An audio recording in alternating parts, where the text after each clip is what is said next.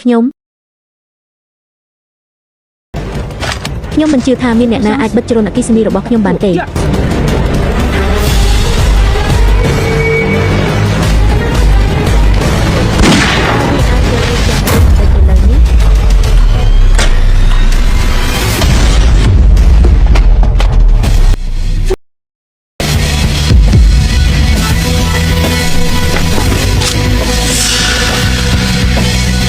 ឥឡូវដល់វេនខ្ញុំហើយតើអ្នកកំពុងធ្វើអ្វី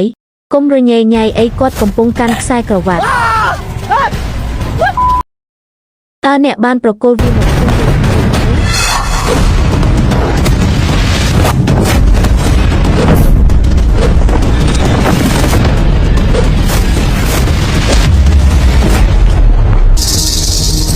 តើអ្នកណាហ៊ានយុះញងម្ចាស់កាត់ថារ៉តមិនថាអ្នកជានរណាទេអ្នកហ៊ានធ្វើជាមនុស្សក្លាហានតើសន្លឹកប៊ីថារ៉តមួយណាសន្លឹកប៊ីរ៉ខ្ញុំនៅតែជាអ្នកសម្របសម្រួលវេទិកា